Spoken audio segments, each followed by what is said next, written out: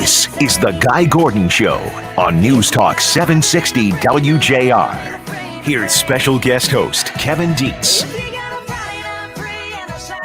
Well, it's supposed to be opening day for the Tigers tonight. And in fact, as of right now, it's still scheduled to be opening day, but it will be opening night. And this will be an opening day / night like none anyone has ever seen in the history of home openers for the Tigers. This will be one of the strangest ever. The COVID pandemic shut down baseball for months. The Tigers now are ready to play against Kansas City tonight at 7 p.m., but there will be no fans in the stands. It will be completely empty. Usually right now, this time of day, people would be packed around Comerica Park. They would have skipped school and skipped work and been excited to be down for the big game. But today, not so much. The stands will be empty, and that means a lot of the businesses around Comerica Park will also be empty. Two teams have already canceled their home openers. The Miami Marlins have had to cancel, and the New York Yankees have had to cancel their game as well.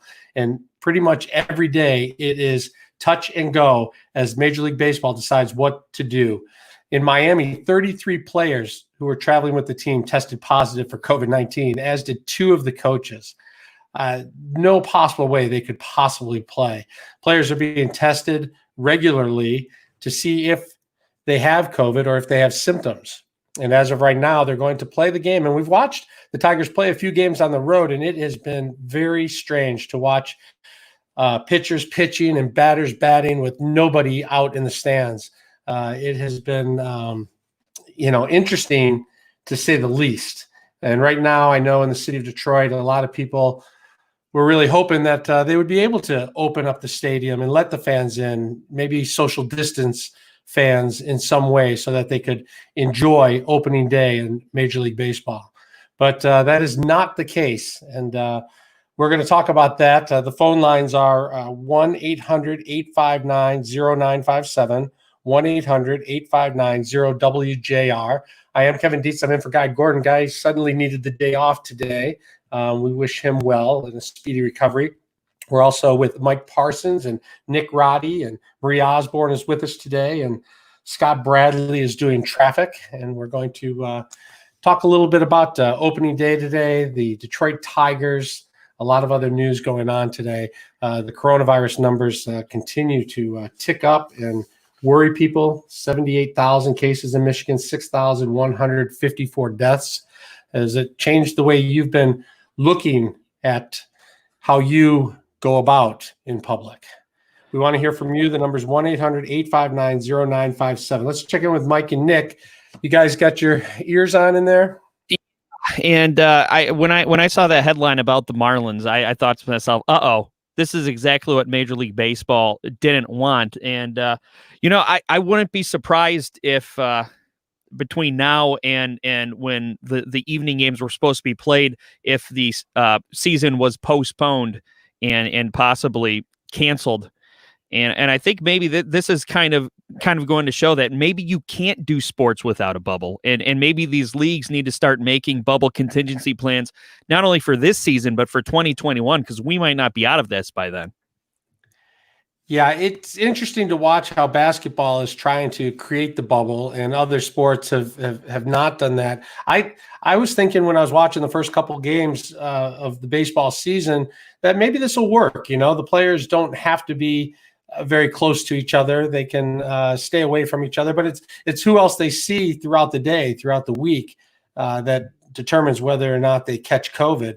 And when you look at Miami situation, clearly, once somebody has it, the social distancing that's going on in the practices or the locker rooms clearly wasn't working for them. I mean, 33 players and two coaches, that's a bad sign if you're thinking there's going to be an entire baseball season. Yeah, and I'm wondering how they've been able to do it in Korea. Are those players, because I think everyone has caught a Korean baseball league if they found themselves up at 3 a.m. and just happen upon ESPN. But I wonder how they've been doing it, because as a game, you would think baseball would be the safest next to golf just because it's the least contact. But they're not playing in a bubble, and I'm not sure if you can have a league for any of the major sports unless you do have a bubble, because MLS seems to be fine. NBA seems to be doing okay. And the NHL just came out and said they tested over 800 players in their 2 bubbles, and they have 0 positive cases for COVID. So maybe the bubble's the only way to go. So the bubble seems to be working. Now in golf, they're not using a bubble, but you can scratch players out if they test positive for COVID or if they're not feeling well. In baseball, you can scratch players out too, but only to a certain extent before nobody's going to watch the game. And even, the games without any fans in the stands, I mean, a lot of people watched at first just to see what it would look like, what it would sound like, what it would feel like. And I watched. And I wonder how long fans will stay. Obviously the revenues in baseball will be coming entirely from TV and radio, not from sales at the stands, not from selling popcorn. So you wonder if people will continue to find this interesting, especially if their teams aren't doing very well. Will you guys be watching the Tigers if they don't do well? I mean, I think people will at first just because they're so sports starved, but after a while, people are going to drop out sooner. To me, I thought it was kind of creepy, almost dystopian watching the games this weekend without any fans. Yeah, with cardboard cutouts and big stuffed animal teddy bears and all these stuffed animals filling the crowds. I'm not sure I'd watch it if the Tigers start losing like last year, though. I don't need that. I don't need sports that much to watch like a bad Tiger team. Would you consider, if you weren't working, going down to the stadium or maybe after your shift, going down near the stadium to watch the game on TV somewhere to just be part of the community near Comerica Park on opening day or any other game? Or is that just ridiculous? I wouldn't. No, not right now. I wouldn't. No. I mean, especially with the numbers that are resurging. I know a couple of people who set up TVs in their backyard and had a couple of buddies over and had some pops and watched it outdoors. But yeah, when it comes to a crowd with the way things are rebounding, I think I would pass for the time being.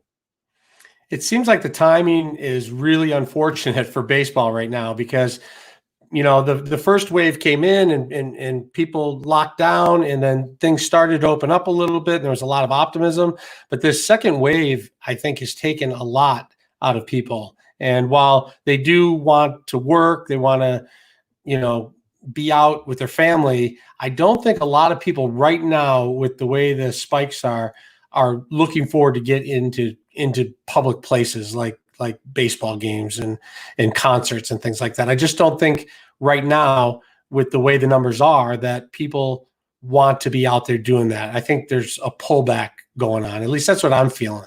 Well, even before all this was happening, I wouldn't call it a crisis, but I know it's been a concern with a lot of the major sports leagues that the at-home viewing experience is so good now that it's harder to get people down to the live sporting events. So once things go quote unquote back to normal, it's just been compounded, and these major sports leagues are going to really have to find a way to incentivize people coming down.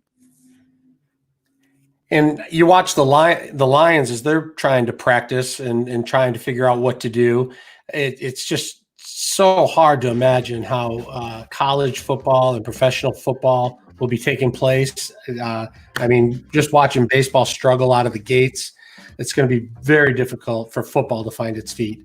We want to hear from you. Are you interested at all in the baseball season? Will you watch on TV if there's no fans in the stands? Do you miss it? The number is 1-800-859-0957, 1-800-859-0WJR. Let's check weather and traffic with Scott Bradley. Heading up to the Genesee County area, we're getting reports that the major accident up there on northbound US 23 at Grand Blanc Road is in the clearing stages right now. So that's some good news, but you're going to find very heavy residual delays are backed up all the way past Thompson Road, so take note. Eastbound I-94 is still closed due to emergency construction. Between Gratiot and Detroit and Chalmers, you'll find heavy delays. Try Gratiot, Harper Avenue, or Mack Avenue as your main alternate. I'm Pete Spivak, WJR, traffic and weather first.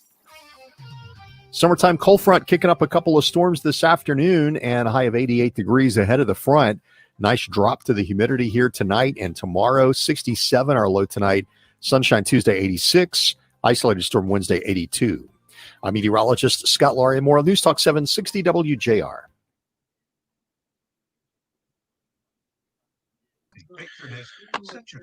Well, I thought it was Scott Bradley. Oh, who was it? It was Pete Spivak.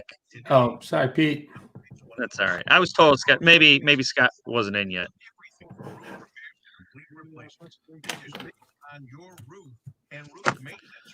We never heard from Linda, huh? No, I emailed them. I emailed them while we were talking. Okay. Maybe she's awaiting something from the stimulus. I don't know.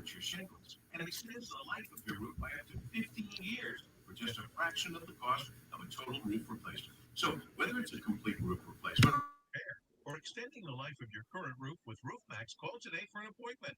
734. Looks like we have some Facebook comments here. All right. 914 or book an appointment online at victorsroofing.com. Michigan Economic Development Corporation is committed to helping businesses in our state during the COVID-19 pandemic and beyond. If you own a business, MEDC has dedicated programs and resources available to you now. These include small Those are little words. I have to throw on some glasses to check those out. Jerry, our tests are not accurate. This opinion comes from discussions with friends who are physicians with unbiased opinions. The big spread between new cases and deaths do not add up. We're going to have a doctor on, Dr. Tom Rafai, a little later in the show, and I think he may agree with what you're saying, Jerry. He doesn't, I believe he does. I won't speak for him, but I believe he doesn't think it adds up as well. How about you publish your 20 top movie list you've made mention of? Pretty please. The movies. We're watching a lot of movies these days. Clint Forrest is my one favorite movie, Arthur. That's for sure. That's for sure. Arthur is the best. One of the best, anyway. Patrick's here. What's up, Patrick? Welcome. Oh, my first shout out of the week. All right. There you go. Mike, Yeah. if none of our guests are going to call in, you're going to have to carry the show here. Yeah, I'll follow your lead. You know, going back to Jerry's point, one of the frustrating things about the reporting for me, and we saw it this week, yesterday when it said we had 1,000 new cases. Well, that was a couple hundred cases from the day before. So it seems like it's hard to get a good beat on how we're doing with this pandemic. When numbers from a week ago get reported for today. Right. Well, and there's a lot of talk about, well, if you're just testing more, then you're going to get more positives, but at the same time, just in talking to people that I know, I'm hearing of more people coming down with COVID now than before. So, I don't, that could just be the people I, hang out with, but there's definitely, in my world, there's a new fear of that. They feel like COVID is moving quickly again. And I got to be honest, every time I have a sniffle, I'm like, oh God, is this it? Hey, Clay, welcome to the show, to Facebook Live. Oh, here we are back in 10. Clint, remember all the opening days we used to go to back in the day? Today's a very different opening day. This is the Guy Gordon Show, 760 WJR, where Detroit comes to talk. Here's special guest host Kevin Dietz. You're listening to the Guy Gordon Show here on WJR. It is Monday, July 27th, 2020, a beautiful day. We have Mike Parsons with us and Nick Roddy. Marie Osborne is also here with us today. We started out talking a little Tiger baseball, and we were talking about how weird it's going to be for opening day. The number to call in, 1-800-859-0957, 1-800-859-0WJR. During the break, that kind of led us to another conversation about the numbers, the testing, COVID. Everybody's a little tired of talking about it, I guess. But after this weekend and being out and about, you look around and you notice some things that look a little different. A lot more people seem to be wearing masks. I was up in northern Michigan this weekend, and everyone had masks on everywhere you went. A week ago, that wasn't the case. 2 weeks ago, that wasn't the case. It seems like people are generally taking the concern more seriously, but there's still many, many people who do not think the numbers add up. They just feel like more people are being tested, and that's why there's more cases on the books. And some people feel there's just a delay in the reporting, and other people feel like even if you look at the numbers, 6,000 deaths in Michigan may not be a number big enough to warrant all the caution and concern and close downs that are taking place in the state of Michigan. When you compare that to the flu or some of these other things that we have to worry about. Mike, Nick, welcome back to the show here. What do you guys think when you hear about the COVID numbers, the rise in the number of cases? Well, I think myself and probably a lot of other people remember back in mid-June, it seemed like we were on the decline here, and it looks like we were kind of beating this thing.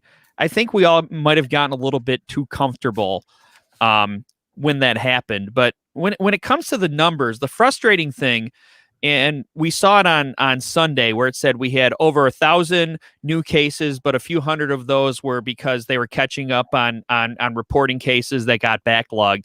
And to me, that makes it so hard to get an accurate feeling on how the cases are doing, because if we have a couple hundred cases from a few days ago being reported for today, then that I want to know how we're doing today. And I think maybe what they should do is they should take the data, like say you get tested today and then you get your results in 3 days. It shouldn't be a positive test for that day. It should be a positive test for the day you got tested. So I think we should also go back and kind of retroactively adjust the numbers as we go. Do you think people are watching it that closely day by day, or do you think they're just generalizing on whether there's a surge or the numbers are coming down? Because I feel like right now that I agree with you that we probably got a little too comfortable. And I feel like personally in my world that there seems to be a surge in cases that I'm hearing about of people I know. When I look at the numbers, you can see the numbers are going up, but like you said, you're not sure exactly, when those people were tested versus when we get the actual numbers. And I think maybe the average person might not be watching it that closely, but I think the decision makers who go by the data and decide whether to lift restrictions, open things up, close things down, I think they're watching it pretty closely. And I know they use a 2-week rolling average, but again, that 2-week rolling average could get tainted if you're reporting cases that were tested weeks ago on today's total. I feel like, my personal opinion on this whole thing is that we need to protect the vulnerable. And if you feel, that you're afraid to go out and go to work and you want to stay home, then we can probably make arrangements for that too. But for the people who want to work, who want to get out there, I don't think they should be forced to not be able to work, to not be able to go out. I feel like if the numbers were accurate and people trusted the numbers, you could make those decisions a little easier. And you could, if spikes came in, then as a state, you could say, hey, we need to take a break here. We need everybody to come back inside for a couple of days or maybe even a couple of weeks if the numbers are bad, and then start to open up again. But you don't feel like you really have a great sense of what exactly is going on. You can have one doctor who says, everybody needs to be home right now. If we just wear masks for 2 weeks and everybody stays home, we can kill this thing and we'll be done with it. Then you have another doctor come on that says that won't work at all because it's impossible to have everybody stay home and for 14 days and kill this virus off. It just cannot happen. So that's not the right approach. The right approach is herd immunity. Let's let the people go out who are healthy enough to go out and catch this thing so that it's not being spread around because so many people already have it. How do you guys feel? You guys are coming into work right now. How do you feel about that? Me personally, I feel fine coming into work because we're at a reduced staff, and it seems like since the beginning we've all been really trying to look out for each other. If you're not feeling well coming in, don't come in, wiping things down. So I feel fine about that. But when it comes to all the different medical opinions, I think the hardest part about this is it's such a new virus, and we're so hungry for new information that, this one study could say one thing, and then that study gets retested another 100 times, and then this one study says something else, and depending on which newscast you watch, you have completely different information that could be outdated, even day by day. But here you have opening day for the Tigers tonight, and they're going to play with no fans. Just the players are going to be out there, and players in the league are catching COVID. They're testing positive. A couple of teams have already canceled their games, their opening days.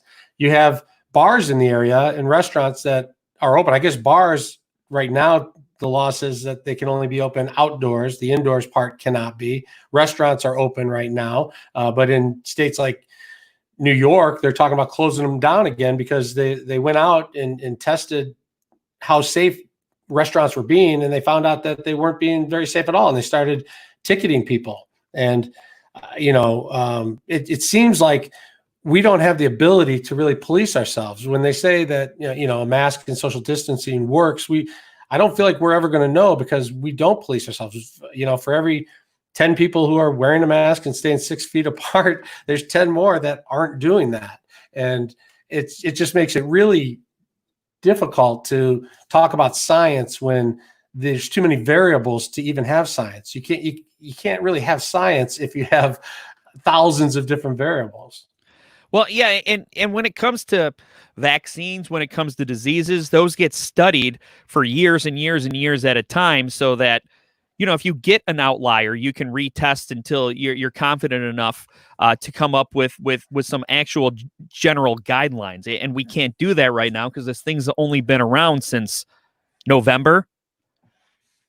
So when it comes to something like, say, a farmer's market or something, would you feel comfortable enough to go, or would you just say, I'm not going to do a farmer's market this summer? It depends. I genuinely feel more safe with outdoor events than indoor events. But if there's going to be a crowd, I'm not worried about catching it myself, or I'm not worried about getting sick with it. I'm more worried about catching it, not having symptoms, and then spreading it to people not knowing. So because of that, I think until at least we have a vaccine or a good therapeutic, that I'm going to avoid crowds until that point. So in theory, the Tigers play tonight, and you would feel safe going to the stadium if you could social distance at the stadium, if you could get to your seats and safely social distance. Yeah, if I was like Fauci and I was the only person there, I'd feel fine. I have this whole section to myself. But yet that's been banned. You can't go do that. You don't even have a choice to do that. But you could go to the restaurant tonight and watch the Tigers on TV, where you're sitting in a indoor building with a couple hundred people who are seated every other table. Yeah, that's true. And it might be a little more easy to control the environment at a restaurant because you don't have the aisles, you don't have the concourse, you don't have people coming in and out from the bars around. I feel like a restaurant might be a little easier to control than a stadium. And it really depends. I mean, if I show up to I've been to a couple restaurants. If I show up to a restaurant and it looks crowded, I'll probably just go somewhere else. But I would feel safer in a restaurant than I would in an actual stadium, unless I had like a whole row to myself. Yeah, I just feel like the survival rate is so high with COVID-19.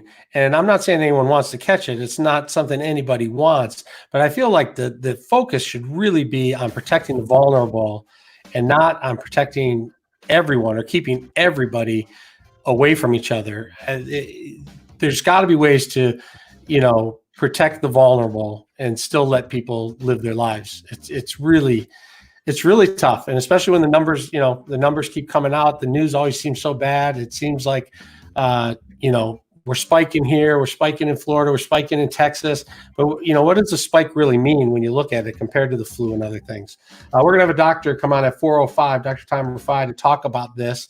And I believe he's going to tell us that he thinks we should get out there a little more. So we'll look for that. But coming up after the break, we have Scott Bernstein coming up. He is going to be talking about Jimmy Hoffa. This week is the anniversary of Jimmy Hoffa's disappearance, and there is some new evidence. The foremost expert on Jimmy Hoffa has come out with some new information, deathbed deposition that has some new information on Hoffa. And I want to find out if you guys care about that or if you're done with Jimmy Hoffa. But Scott Bernstein is an amazing interview. So come back after the break to check that out. Right now, let's check traffic and weather.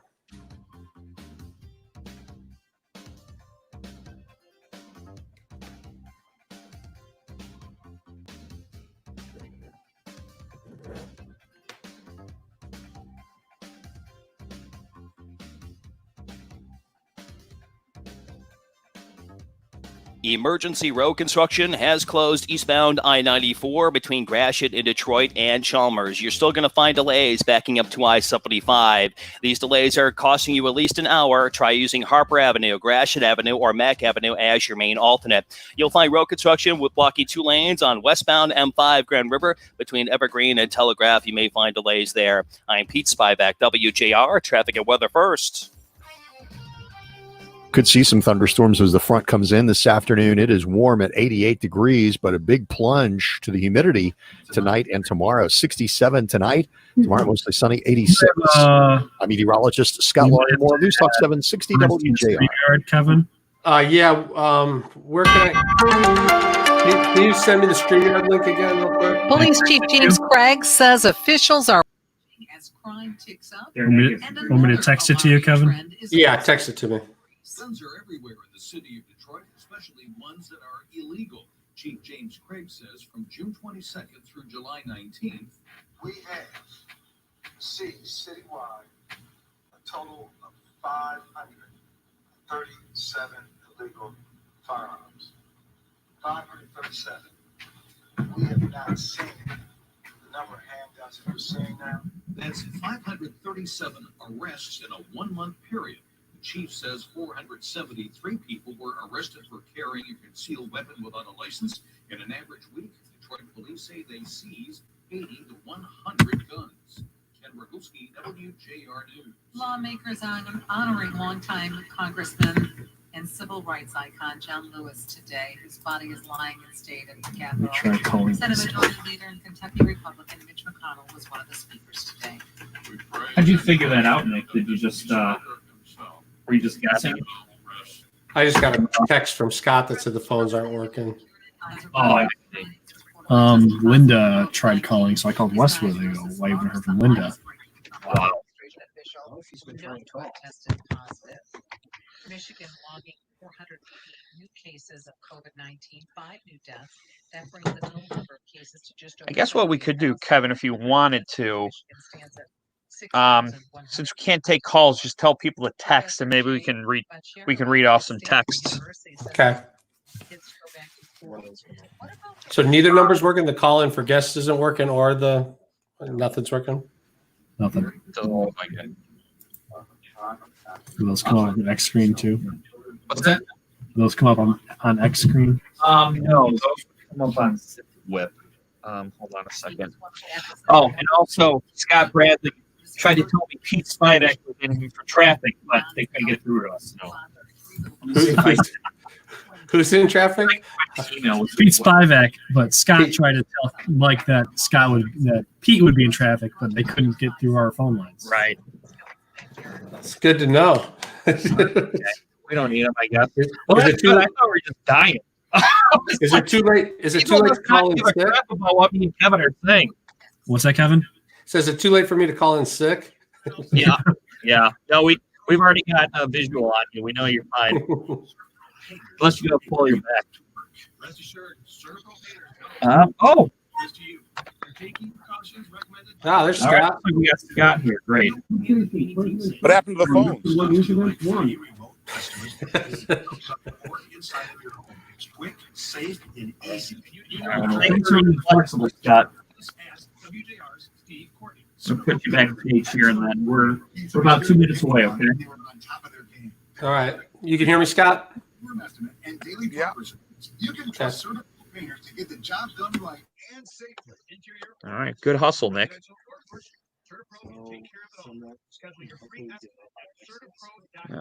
Each CertaPro painter's business is independently owned and operated. They're right here in our community. That's Certa with a C. CertaPro painters, proven and trusted experts in paint. You wouldn't go a day without Let's see washing your here. hands or brushing your 1. teeth. But what about your nose? Okay. The body's air filter. It traps allergens that can make you miserable and germs that can make you sick. With all the dangerous All right, back in 45 here. Good nasal hygiene, your new normal with Navage. Navage flushes out allergens, mucus, and germs, and it's clinically proven. Yep, Clay, we found that out the hard way. We're working on it. I'm Martin Pope, and I invented Navage, the world's only nose cleaner with powered suction. Navage is the easy-to-use alternative to Medipox pills and sprays. Here's my promise to you. All right. Try Navage. If it doesn't relieve congestion and help you breathe better, sleep deeper, snore, feel healthier, just return.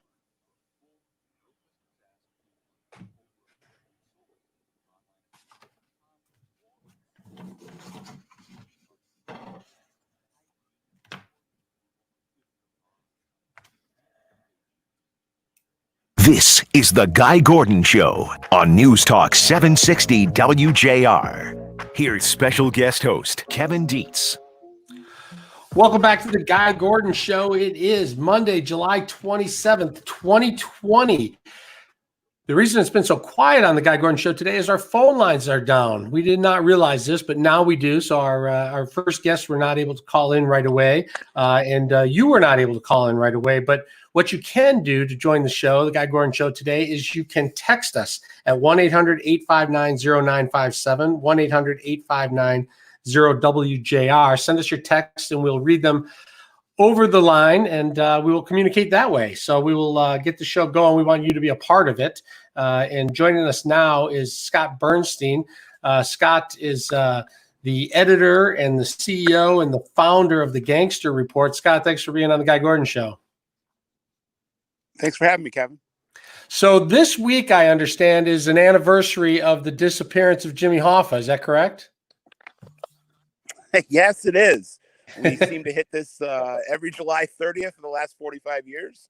And it wouldn't be a Detroit summer since 1975 if we weren't talking about a new dig for Hoffa's remains. And it looks like that will be happening in the next couple of weeks down in New Jersey. So tell our listeners a little bit about this, because it seems like every 4 or 5 years we have a new tip, a new lead. The FBI thinks this might be it, or at least enough that they're going to actually dig and look for evidence. And now this new information comes from a respectable source, which is, I guess, why there's so much attention to it. Tell us a little bit about the lead and where it comes from.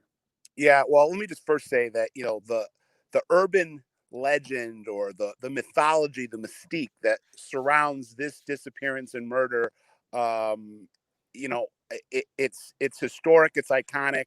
I don't think there are any unsolved murders in American history that equal this in terms of notoriety and interest. So in some ways we're lucky that us Metro Detroiters have this as kind of embedded in the fabric of our city. But it's a crazy case that, the mythology seems to feed off itself. And that leads us to where we are right now in July of 2020. Dan Moldea, who is really the seminal researcher on Jimmy Hoffa, I call him the godfather of Jimmy Hoffa research and history, he believes he has pinpointed the location to where Jimmy Hoffa is buried, and it is in Jersey City, New Jersey, at a former site of a landfill known as the PJP dump. And it was owned at the time that Hoffa disappeared in the summer of 1975 by a organized crime figure out of New Jersey by the name of Philip Brother Moscato. And Brother Moscato was a top lieutenant of Tony Provenzano, who was the mob figure that Jimmy Hoffa was going to meet at the Marcus Red Fox at Telegraph and Maple on the afternoon of July 30th, 1975, where he vanished from. And Tony Provenzano's guy, Brother Moscato, according to Moldea sources, was in charge of the burial, and that Hoffa's body was put in a gateway transportation truck somewhere in Oakland County and driven to New Jersey and disposed of at that landfill. All of the other digs have all been in Michigan, to my knowledge. It doesn't seem to make a lot of sense that if Hoffa disappeared at the Macus Red Fox at 15 and Telegraph, that they would take his body all the way to New Jersey. It's possible, obviously, but does it make sense to you, or does it feel more like this is another story that people have left behind for the FBI to follow up on? I remember one agent saying nothing makes the mafia happier than watching the FBI fail in another effort to try and find Jimmy Hoffa. It was the perfect murder. And, these guys, these Detroit mobsters that were in charge of coordinating the details, frankly, they take a lot of pride in it. And they fooled everyone. And this wild goose chase that's been going on for 45 years, and that's really what it is, in my opinion, people running around looking for something that probably doesn't exist, really explains why the Detroit mob is the Ivy League of the mafia, or the Cadillac of the mob, because they are the creme de la creme. They can do this better than anybody. And we're going on about 100 years of the Detroit mob, roughly. The modern day Detroit mob's been around roughly since 1920, and there's never been anyone convicted of a gangland homicide in the Detroit mob for the last 80, 90 years. Well, you go to other cities around the country, and you have dozens of guys in the mob family there that have been incarcerated and convicted of murder. Detroit has a PhD in mob murder, and that's why they were given the responsibility. That all said, I respect the source since this is coming from. Dan Moldea has an impeccable reputation. He literally wrote the book on the Jimmy Hoffa disappearance, and so I gotta trust that it's coming from we're having a little trouble with your audio. We can't quite hear you, Scott. Let's see if we can fix your connection and come back after the break. If we can get that cleared up, we can continue the conversation here on WJR. Let's take a quick break and check weather and traffic with Pete Spivak.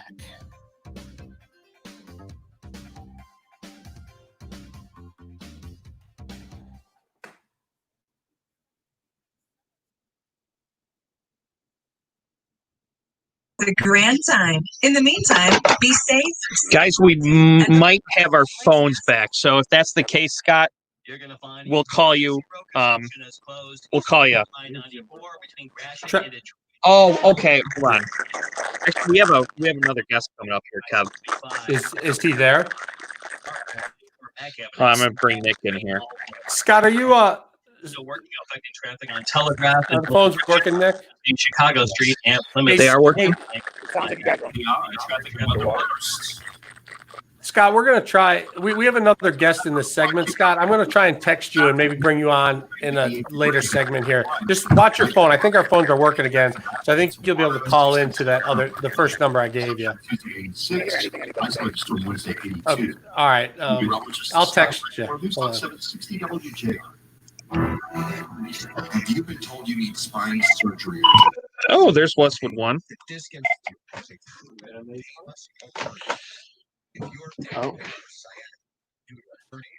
Oh, good. The Pro Tools is out of.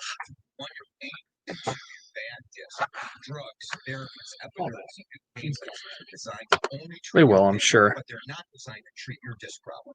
And this is crucial because your bad disc is what's causing your pain in the first place. Without addressing your disc problem, your problem will get worse, which can ultimately lead to surgery. At the Disc Institute, WJR to solve both your problems. I can neither confirm nor deny that. Good. You'll be on with Kevin Dietz. Without surgery, I'll put you on hold. Be a couple. Call our Irvington location at 248-9406. All right. Jim is ready. All right, Nick. Just so you know, I told Scott to call back at 4:18. Just Okay. We'll see what's happening in our world at 4:18. Okay. Maybe we'll bring him out for a few minutes and take calls or something. All right. A lot can happen by then. Exactly. We do have Jim though. Yes, he's there. Oh, that's good. What was that? I said that's great. Yeah. Like I said, I thought we were dying. Let's see. I'm being accused of breaking the equipment when I came back. Maybe, I don't know.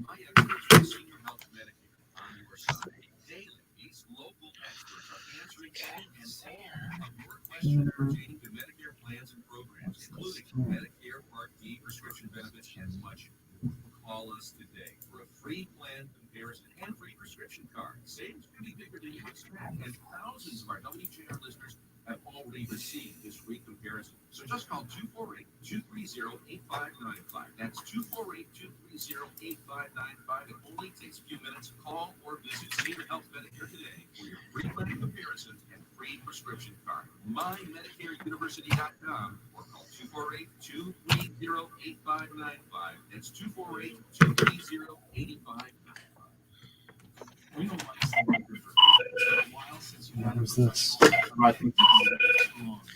WJR?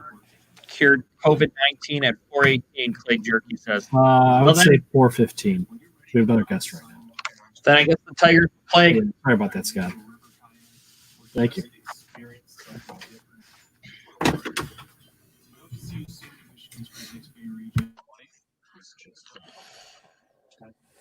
We have a minute 18 left. Okay. If finding a high-impact hire is a serious goal for your business, use Indeed. Their flexible payment options mean better bang for your buck. No long-term contracts. Indeed will even give you a $75 credit for your first sponsored job post at Indeed.com/high-impact. Terms and conditions apply. Attention. This is an message Right there. Cancer after being exposed to Roundup, other weed killers. The Internal Agency for Research on Cancer reported that overexposure to Roundup and other weed killers may increase the risk of developing non-Hodgkin's lymphoma. Monsanto, the manufacturer of Roundup, may have known that Roundup and other weed killers were likely linked to organ damage and cancer. This information was hidden from the public. All right, about 30 seconds out here, guys. Since 1981, and Monsanto may have failed to warn of the potential.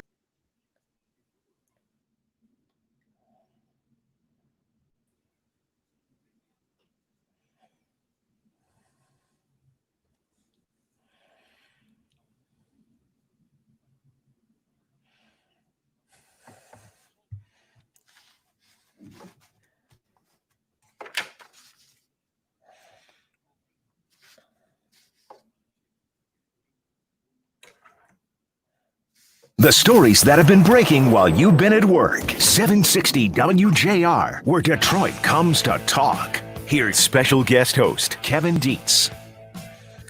It's Monday, July 27th. Welcome to the Guy Gordon Show. It is also opening day, which is actually opening night for our Detroit Tigers, but this will be an opening day like none have ever seen because there will be no fans in the stands. No fans in the stands, no fans really around the stands. Businesses are reporting that people are not coming down to Comerica Park to be near the stadium for opening day. And really, why should they if you can't be allowed in? It's just one of the problems facing businesses, sports leagues, amusement parks, practically everything around the country is trying to figure out how to deal with COVID-19. And joining us on the phone now is Jim Roop, correspondent for Westwood One. Jim, how are you? Well, your Tigers beat up on my Reds over the weekend, but otherwise I'm fine. Hey, we were 500 after 2 games, and the Tigers haven't been 500 this late in the year in a long, long time. So we were pretty happy around here. I understand that. It's just I've been a Reds fan my whole life. I grew up in Cincinnati, so I've been out here in L.A. for over 40 years. But still, I cannot not be a Reds fan, and I was just disappointed over the weekend with their performance. But congratulations, you made some good acquisitions over the winter, and it's paying off for you. Appreciate that. We'll hold on to those thoughts while we can here in Detroit. So you have been keeping an eye on what's going on in Disney World. They opened a couple of weeks ago. What are you seeing out there? Well, this is a very interesting phenomenon here because Disney World wanted to open. All the Disney parks wanted to open. Disneyland in Southern California delayed its reopening. Disney World in Orlando moved forward, and with a lot of protocol, hand sanitizing stations everywhere, lots of plexiglass, face masks, temperature checks. And while the employees are surprisingly supportive of everything that the company is doing to keep them safe, it's not translating very well into patrons coming to the park. Early on, when they first reopened, they reopened first to annual pass holders. But if you possess an annual pass to something, you love it. They could set you on fire. It'd still be okay with you because you love it so much you're spending all this money on an annual pass. So those reviews were good. As we get patrons in here, the guest experience is a little different. If you want to bring your kid, no real meet and greet with costumed characters. There is the mask requirement for ages 2 and up. You may not have to wait too long to get on a ride, but you can't walk around and eat and drink. You have to stay in one spot. You have to have a certain kind of face covering. So the experience is different, and it might not translate into the kind of ticket sales they were hoping for when they decided to go ahead and open the park in the first place. Well, it's a big decision for families. It's expensive to go down. You get a hotel, you got to get there. The tickets to the park are expensive. Do you know if they've made any major concession in prices to try and entice people, or have they just said, "Hey, we're open. You love us. Come on down"? That's pretty much it. We're open. Nobody's going to stand between you and the mouse, so come on in.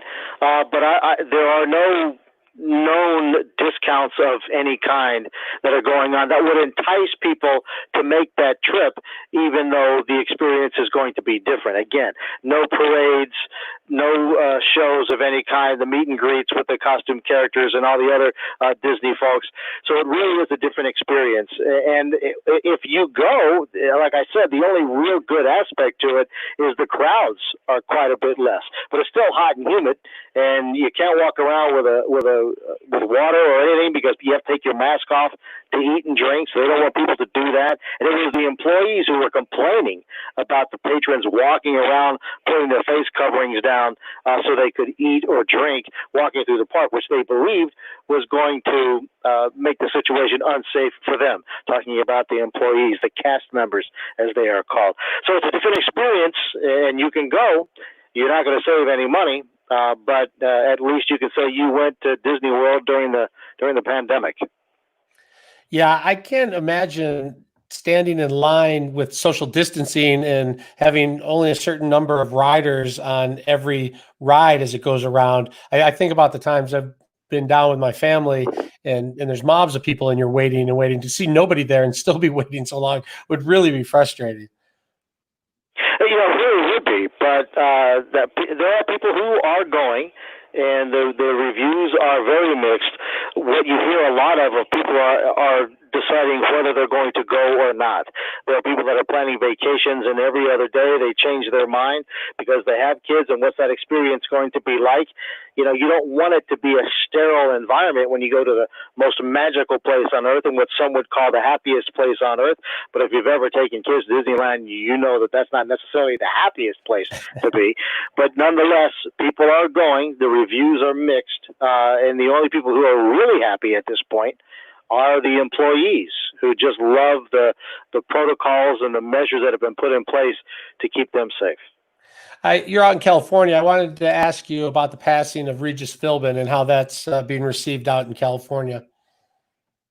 Yeah, I know he's a New York guy, but he went to Notre Dame, graduated with a sociology degree there, went into the Navy, came out and got into television. And he started in San Diego with a morning TV show. And it's easier to do, though, in the late 50s, early 60s, when TV was kind of in its infancy to decide you want to do this thing and you can get into television.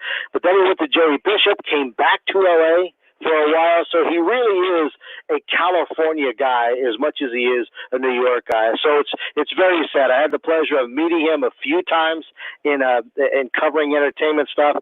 And while he did not remember me, I'm sure, from one meeting to the next, when you would say, "Hi, Regis, it's Jim Roop. Jim Roop, how are you?" You became the focus of his complete attention. And very rare that you'll find that quality in someone that is not necessarily worried about anybody else or who they might be seeing next or who's next on the list. But it gives you your full attention, his full attention, and it really is something that is rare in a human being. He's loved because he's the everyman. He's sort of the Seinfeld of television. Seinfeld's a show about nothing. They do a whole episode on the things that we all relate to because it's all happened to us. He was the same way on television. People would tune in to Regis and Kathy Lee just to hear those first 20 minutes. What's he going to talk about? Locking his keys in his car, burning a muffin in the microwave, running out of toothpaste, whatever. You're enthralled with the story as he told it. So he was really, really good at relating everyday stuff, even going shopping with his wife, Joy. Something would happen at the supermarket that he could relate to the folks on television the next day. So it's that kind of quality, that kind of connectedness with people that really endeared him to the American public. And the reason why he's a world record holder of the most hours in front of a TV camera. Yeah, he really changed the way morning talk shows or all talk shows are today, because there really was no script. They would start that show with Kathy Lee Gifford with no real plan. Kathy Lee would have to just sort of be sitting there on pins and needles waiting to find out where the conversation was going to go, because he might change his mind 10 seconds before the show started about what was bugging him or what was on his mind. And now, of course, we see that a lot more when we turn on our television sets. Yeah, he was really good. He had a staff. They put together the last 40 minutes of the show for him, who the guest was going to be, that kind of thing. But he didn't want a package of what he was supposed to talk about. He wanted that first 20 minutes, because you're right. Something could happen on the drive to the studio. Something could happen as he got out of his car or when he went into the dressing room or the bathroom on his way to the stage. Something could have happened that now he wants to talk about that. So he really wanted those first 20 minutes, and it probably did, until she got used to him, drive Kathy Lee Gifford nuts, because you don't know what he's going to lob at you, a fastball, a curveball, or what. So it really became a great thing to tune into, if you pardon me ending that in the preposition, finding out what those first 20 minutes were going to be like, and then seeing Kathy Gifford's reaction to the whatever it was he brought up. But he always did a great job of bringing the entire audience, both in studio and on the other side of the screen, into the conversation. He could co-host with anyone and make that anyone look great. And that was another rare quality in people who are in entertainment these days. They want to be the star. But Regis was the one who wanted to make the people around him much better. Yeah, I didn't really ever watch game shows, and the only reason I even tried Who Wants to Be a Millionaire was because Regis Philbin was going to be a part of it, and I thought, oh, well, this will be interesting. Let's see how this works, and it ended up being a huge hit as well.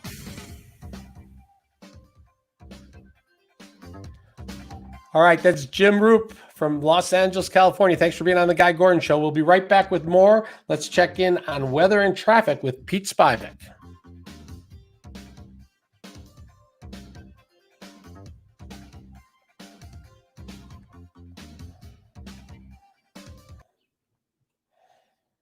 Business ramps back up.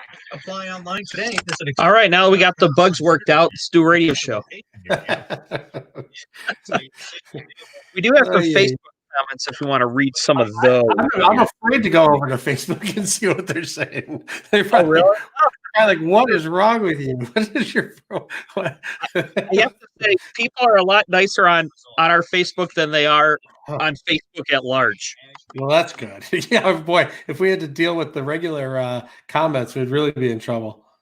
Hey, that's live radio. What? Let me flip over, see what they're saying. Yeah, let's see here. Just trying to find a correct title for our next guest, but which I will find. And we could probably throw out the opening day stuff again. Yeah. That had to talk about that first half hour now that we have our phones working. Yeah. We have a guest this segment, but we're open the 418. We had Scott calling in, which we can do briefly if we want. Oh, that's right. Okay, well, maybe 447. For the end of the show we have open. So how do you do this when you're on the morning show? Do you go through the comments, or do you just have us put them up on the screen for you? For the comments from Facebook? Yeah. Just during the breaks, we kind of talk to people and just say what's going on. Right, but do you pick them, or do we just throw them up on the screen for you? Is what I'm asking. I don't know. I just see, whatever's on the screen is what I see. Is that not all of them? Is that just some of them? Yeah, like this one I'm bringing up from Patrick. That's just me. Oh, you're bringing up on private chat or no, on comments? No, this is going out over the. That's going on. So you see Patrick down there. I'm just clicking. Oh, that was me picking. So I guess my question is: do you scroll through them and read them yourself, or do you want me to sift through them and put them up on the screen for you?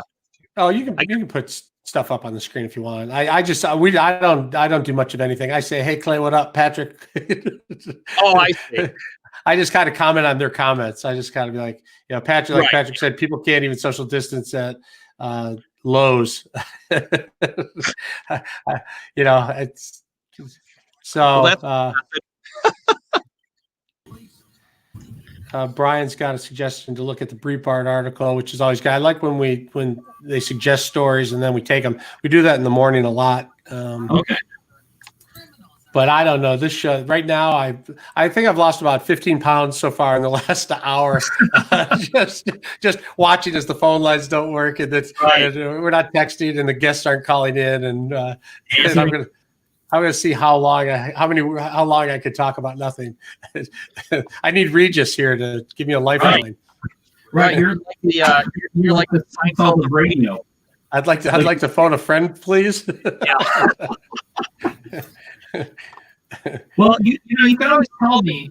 We can always talk about why I always had you reporting up on the roof at Channel 4. I always thought maybe you went out for a smoke and by the time your light shot, what was on, you locked yourself out. You could get out, but you needed a key to get back in. That was my problem. Oh, geez, Kevin Dietz, he's doing investigative reporting. I've got a lot of minutes. Cold out there. Now, some of the comments did blame me for the technical difficulties because these didn't happen when I was on vacation. Which, I mean, it's not a lie.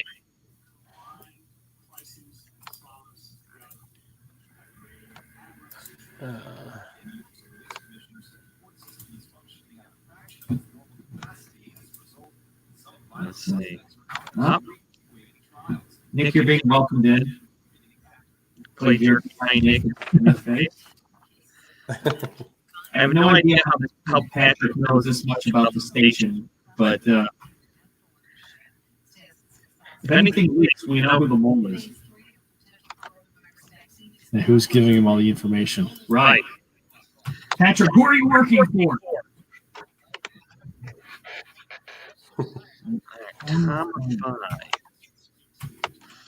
Okay, so we'll do Scott later.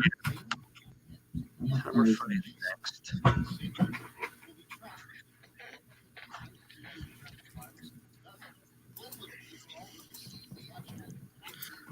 There's a Whitmer press conference tomorrow. You'll probably have to get some cuts for Guy.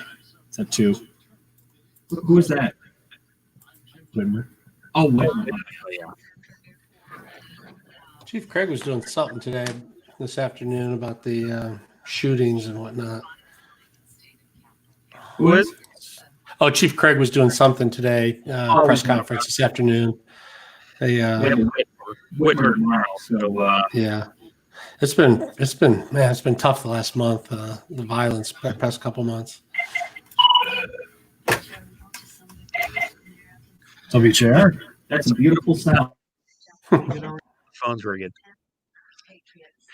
Yeah, that was a real hairy situation he was in with that shooting, and he had to come out with that press conference right away because things were looking like they're heading on getting ugly. Right.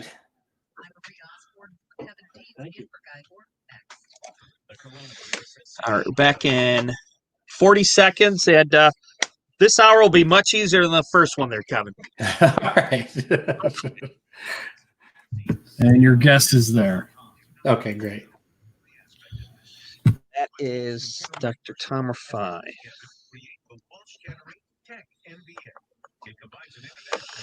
All right, we're going away.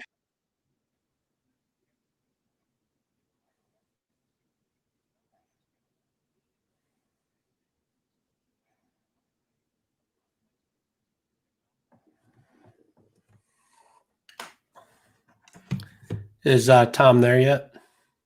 This is The Guy Gordon Show on News Talk 760 WJR. Here's special guest host Kevin Dietz. It's Monday, July 27th. Thanks for stopping by WJR 760. We are also here on Facebook Live. It is a pretty nice day out there. We've been talking a little bit about opening day and how the fans are not going to be able to get to the ball game today because they're not letting fans in the stands. And we wanted to talk to our friend, Dr. Tom Rafai, a little bit about that and about COVID and what he thinks we should be doing and what we are doing and what all these numbers mean. Dr. Tom, thanks for being on the Guy Gordon Show. Kevin Dietz, it is always a pleasure to speak with you. So, in the news break, I heard the COVID cases are going up. We have 78,000 cases, 6,154 deaths at the latest reported number. I've been hearing about spikes in multiple states, spikes in certain counties in Michigan. People maybe needing to stay home more, maybe some businesses needing to close. The governor's talking about what they're going to do with senior citizens and living facilities. I wanted to get your take because we get a lot of people commenting on the show when we talk about COVID numbers that the survival rate is extremely high and that there's a lot of fear mongering in the media. And I know a lot of different people have different ideas about this. And I just wanted to get your take on where you think we're at and how we've been doing. Is it fear mongering in the media, or is it legitimate concern for us to being a lot more careful than ever before? What are your initial thoughts? Well, my initial thoughts is really a blend of both. There absolutely is real concern, but the ability for us to discern where that risk is highest seems to have somehow been lost. That there are still mass numbers. For instance, in Florida, I believe it's the 44% of numbers that are coming in terms of deaths are from nursing home facilities. This was not difficult to predict back in March. I mean, from even let alone Italy, maybe even China's experience on back. So we know where the main risks are in terms of those that have biological aging, I guess I would say too, because those who are younger than 65, the mass majority of the deaths are clearly above the age of 65 and particularly frail. And as we see the marked numbers from nursing homes, but those below that age, in particular when it comes to lifestyle-driven metabolic health issues at risk, the CDC has done a great job, and I'll be happy to share the link at the Dr. Tom Rafai Facebook page again for who is at risk so that we can know who is amongst ourselves, personal responsibility. Are we at a significant risk? There is, on the other end, a major risk to clamping down that we cannot afford to not include in an analysis of total harm minimization. As an example, we know that we've had 2,000 deaths per day ongoing forever in terms of heart attack deaths. We know that 80% of these are preventable conceptually from what we know from lifestyle science, that many are avoiding even going to the hospital with chest pain. And we've seen that data pretty clearly, that heart attacks didn't just disappear. People are just suffering through them at home, many times dying out of fear to go to the hospital. That's where you must have gone overboard. A drop in childhood immunizations, an increase in depression, in fact, antidepressant medications over 20% higher. We know that there's a year of life lost on average for every long-term job loss. And so there's 40 million. If half of those are going to be maintained, that's 20 million years of life lost. And there's about, let's say, 10 years of life lost for each COVID death, which in any single case is higher, but still at 600,000 COVID deaths, to predict the same number of COVID deaths as people who die in the U.S. every year from heart attacks. That's 6 million. And so we have to find some way to thread this needle of understanding where risk is and how to manage the particular protection of those who are at highest risk, and in particular, those that are frail and elderly. That is just of the most paramount concern. So, Doc, typically opening day in Detroit for the Tigers is like a national holiday. The stands are sold out. The place is packed all around the stadium. It's packed. The bars are packed. The restaurants are packed. I'm wondering if you think it should look the way it does today with no fans anywhere, none in the stands, none around the park, none in the restaurants, none in the bars. Does it have to be all or nothing, or could there be a way where you could have a baseball game where the vulnerable over 60 or whatever age you want to say do not go to the games, but the younger and healthy do go to the games in a social distancing situation or with masks? What could opening day look like and still be somewhat safe in your view? Well, that's a tough question, but I think I'm going to have to try to give you an answer. I would say that there is an answer that we'll get to, and we'll step back and see how to get there, which there could be some people in the stands. I will say as in terms of being a freedom advocate, if somebody was at higher risk and they were going to full disclosure submit themselves to that risk, because if somebody is a very, big baseball fan who's 75 and says, I understand the risk and I'm signing off on that risk and I'll do everything in terms of mask and so forth, but you better let me inside this game. I'd have to say we have to think about that. We can't just sweepingly age discriminate, but people need to know what their risk is. And I could see, but MLB has decided not to make it complicated on them, and I can understand that. But from an evidence-based perspective, filing people in at a pace that's reasonable, making sure that they're obviously seated apart. It's just a lot of logistics, though, that to get to that. But is it conceptually possible? And restaurants, we see them able to distance and so forth. It's just a lot of things to add on to just running a game. So maybe it's something that could be layered on in a careful fashion. But is it conceptually possible? It's an outdoor activity. That's not the restaurants, but at least sitting in the stands. You're separated out. It's conceptually possible. It just adds a lot of, I think, concern about logistics and so forth. And they probably just want to get people, people to watch it on TV and get the games going first. What about if you wanted to go watch your high school kids' baseball game? Should you be able to should your kid be able to play baseball? And should you be able to maybe go stand along the fence far away from everybody and be able to watch? Or should we just cancel all of that too? I'm not into canceling that. I mean, as an outdoor activity, I can't imagine there are too many outdoor activities where we can't at least have the conversation about having events with spacing, which again is accentuated by having the air circulating outdoors.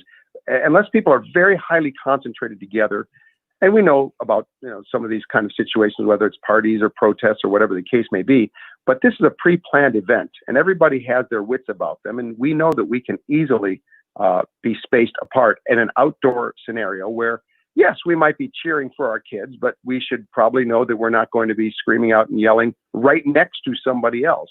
So I can't see any reason why we couldn't thread that needle. But the outdoor needles are the easiest to thread. So indoors, are we at the right place where you walk into a restaurant and it's limited number of people in there and maybe every other or every two tables are blocked off so you can't use them? It depends on the restaurant. I mean, I'll first say, and Kevin, I'm a great lifestyle and health advocate for physical activity, and then I love talking about being outdoors and being a so-called neat freak, non-exercise activity time. But in an ode to gyms, including cardiac rehab programs, by the way, which are considered that type of setting, it just seems odd to me that in every staging protocol you see that restaurants and bars, and with all due respect, I have friends that own plenty of restaurants and bars, but that they come before gyms is a bit odd, as they both provide an indoor space where, in all honesty, one is doing something to promote not only your immune system to cut risk of severe COVID, but to reduce risk of something that is as or more prominent, for instance, in terms of heart attack risk, that's one thing. So, but it depends on the restaurant. I've honestly been to restaurants and I've seen some very different than others. I mean, I will, freely tell you that I go to Panera and I've seen the ones that I've been to in Troy and Royal Oak. They have very well spaced. Everyone knows the door to come in. Everyone knows the door to go out. You're wearing your mask until you sit down. And I'll say some other places I believe unnamed where there's not quite as good a spacing and there's a lot of more concentration due to the smaller space. So it's really an individualized situation when it comes to restaurants, in my opinion. Okay, Doc, can you stay with us after the break? We have some callers who have questions for you. We'll take a quick break, check weather and traffic, and then come back and take some calls. My pleasure. All right, let's check in with Pete Spivak. You're going to run into a disabled vehicle on the left lane of southbound Southfield Freeway at Grand River. You'll find delays backed up to 7 Mile in the area and continuing to build. And these delays will cost you about 15 minutes to your travel, maybe more to squeak through. Major road construction is closed eastbound I-94 between Gratiot and Detroit and Chalmers. Delays are backing up near I-75 and still building. Try using Gratiot, Harper Avenue, or Mack Avenue as good alternates. I'm Pete Spivak, WJR, Traffic and Weather First. Summertime cold front kicking up a couple of storms this afternoon and a high of 88 degrees ahead of the front. Nice drop to the humidity here tonight and tomorrow. 67 our low tonight. Sunshine Tuesday 86. Isolated storm Wednesday 82. I'm meteorologist Scott Laurie. More on News Talk 760 WJR. That's right, Ken. The state is reopening and Serco Painters is ready to get back to work. Rest assured, Serco Painters knows how important We can hear you. Okay. Tell Scott we'll grab him at like 4 to stay on the line, and we'll bring him on at like in about 5 minutes. We'll do a couple calls with the doc, and then we'll take Scott. So if you can hang on the line for about 5 minutes, and then just if I look like I'm forgetting, just type in there to go get him. Oh, there he is. WJR. Let's see. All right. Hey, can you hang on the line? And we're going to take 2 quick calls, and then we get to you. Painters businesses Cool. Thanks, man. They're right here. He's good with that. Okay. Are these callers, Dave and Gary, are they talking about COVID and the doctor, or are they talking about something? I'm talking about baseball and okay. Talking about distancing at Lowe's. They want to talk about the stimulus package with Dr. Rafai. There were a couple of comments at first hour about some Jimmy Hoffa. We'll see if they call. Will you pull those and you can read those? I'll ask you when Scott comes on. He can answer those if they're in question format, if you can find them. Sure. Yeah. Or you can make up your own. What? There's a couple. I mean, let's see. My favorite ones are that he was buried under Meadowlands. There's one that he was melted down. He was melted down and put into metal to make cars. I mean, there's a lot of out there ones.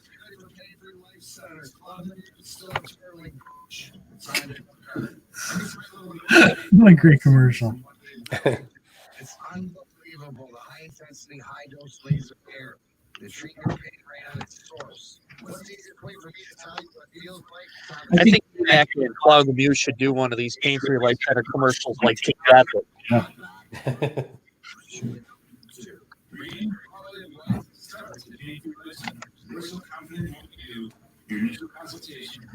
All right, so we're going to back to 5 first. All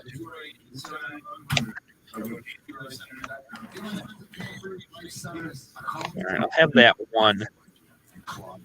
Have the one Hoffa theory ready to go. Okay, great. Hey, I'm Andy. If you don't know me, it's probably because I'm not famous. But I did start a men's grooming company called Harry's. The idea for Harry's came out of a frustrating experience I had buying razor blades. Most brands were overpriced, overdesigned, and out of touch. At Harry's, our approach Seems like what every 5 years they feel like they get a lead, and either a horse farm in Milford gets dug up, or there was a house over by Old Tiger Stadium that got the floorboards yanked up. Yeah, I've been to about 4 of them, and some of them are legit. Like, if the FBI does it, you know it's legit. If a local police department does it, they might just be looking for attention. That's how you can tell the difference. For what, trying to They sell both reality? get they both get the same amount of media attention, so you can't tell that way. But the FBI won't do it unless they've vetted it. It has to come from a really good source, and that's the case in this one.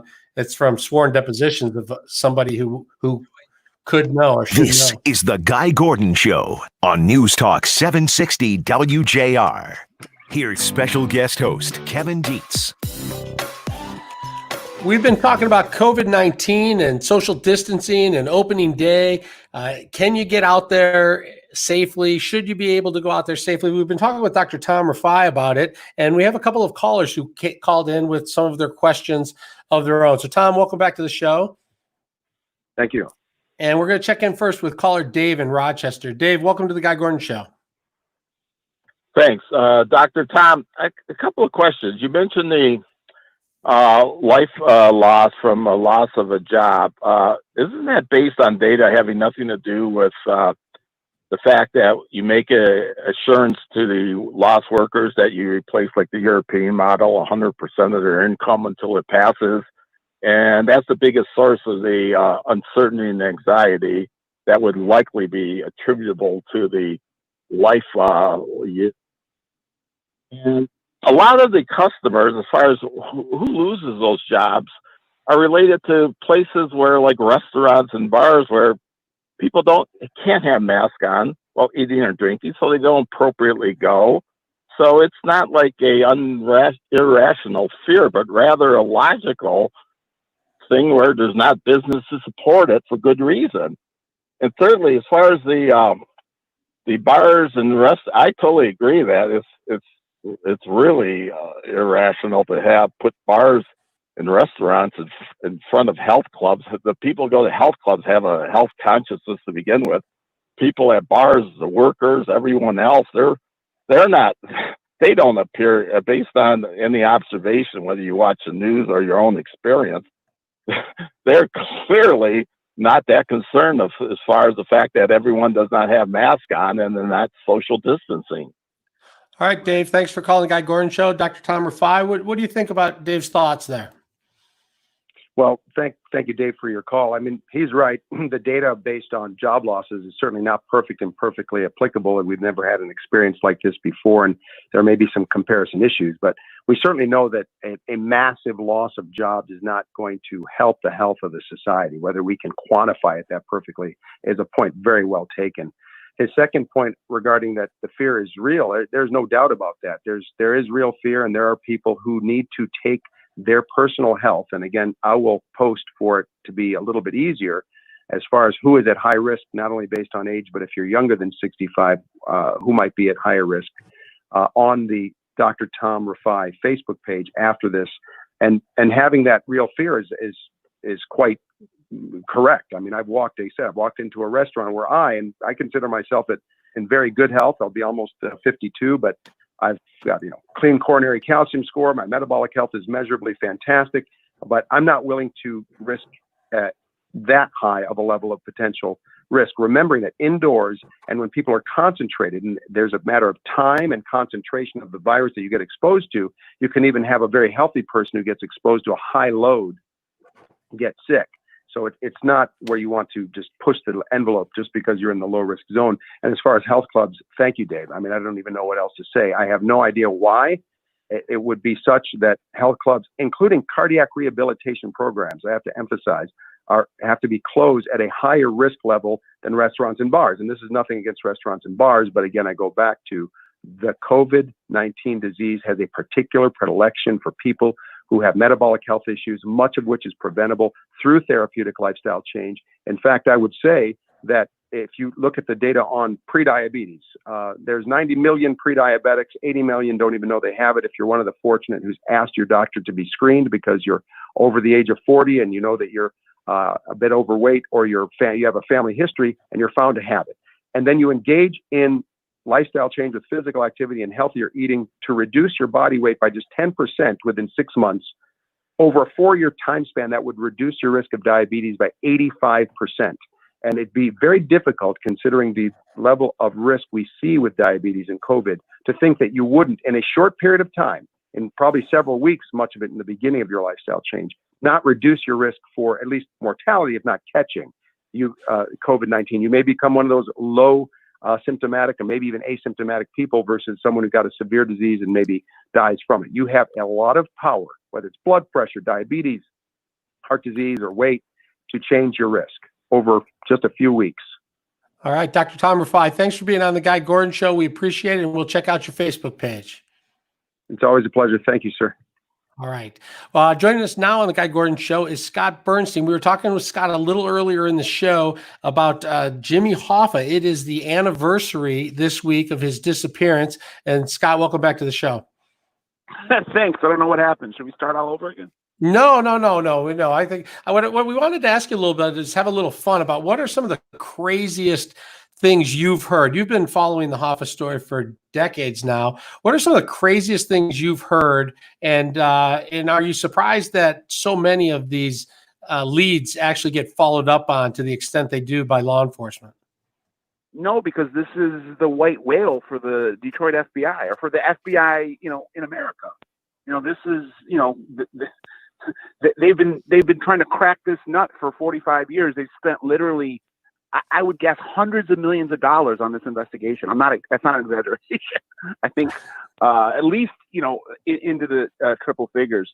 So there's a lot at stake, and this is very personal for a lot of those FBI agents. So anything that has any semblance of credibility is going to be followed up, and I would expect nothing less.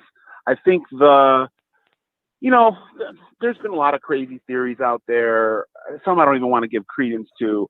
One of the more offbeat theories that I've received in the last handful of years that sounds really crazy when you first hear it, but might have some small level of merit because some facts do line up behind this theory, which is there are a couple people, one a former corrections officer from the MDOC, and then one a former mobster from Canada, who claimed that Hoffa was buried underneath the Renaissance Center.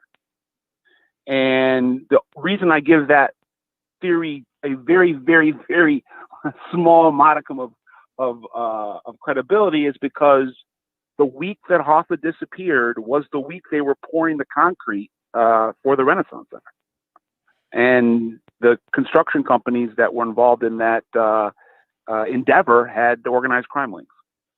During the break, I was saying that you can tell a real possibility if the FBI is involved and serious about it. If it's a local police agency, it might just be for attention.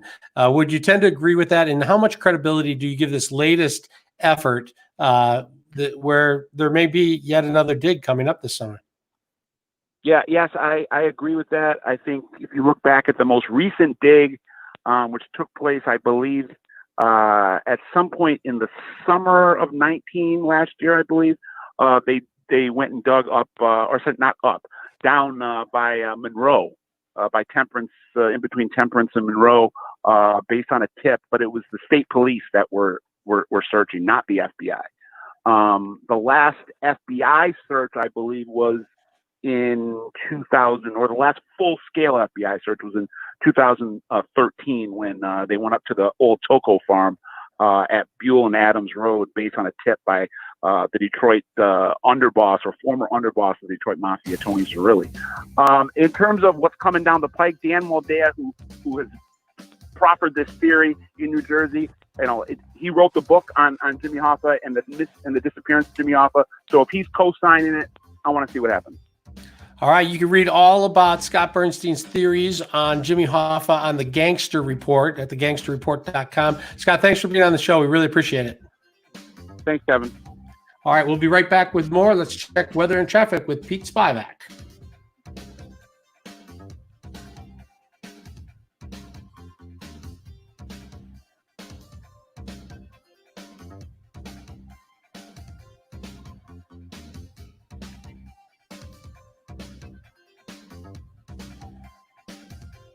The disabled vehicle on southbound Southfield Freeway at Grand River has indeed been cleared. You'll find a small delay still thinning out in the area.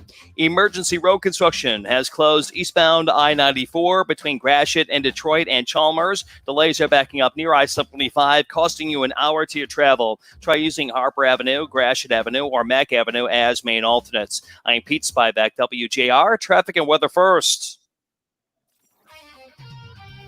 Could see some thunderstorms as the front comes in this afternoon. It is warm at 88 degrees, but a big plunge to the humidity tonight and tomorrow. 67 tonight, tomorrow mostly sunny, 86. I'm meteorologist Scott Laurie. More on News Talk 760 WJR. Has won a big court case in Europe. Oh, wow. What was that noise? I don't know. We like it, though. There we go. I have to remember to pot you down. that was me. All right. We worked through that. We got Dr. Tom a question. We got Scott back on, and now maybe we should get Linda Kenyon to call back in. Right. The Tigers home. Isn't it amazing how easier the show is with phones after you do it without phones for an hour? I gotta be honest. This is the first time that I've been on where it's kind of been this bad. I've lost a call or two, or whatever. Not that it's bad, but don't get me wrong. But where it just started off like that. Right. And I've heard Frank. It happened to Frank. Like when I'm listening in the morning and be like, "Oh, these darn phones," and then I'll say, and he'll go off, and talk for an hour about whatever issue he's talking about, which is great. But it's definitely a little smoother when your guests can call in and when callers can call in. Right. When that happens, there's literally nothing you can do but roll with it. Well, it makes me think now. I feel like if I just like suddenly disconnected my Wi-Fi up in the corner up here, I would just disappear, and then it'd be you guys that would have to sit there and work through the next 2 hours. And I said, okay, everyone, just comment anything on Facebook. Well, Mark Gardner thinks you're doing a great job. Oh, thanks. We're trying. We're trying.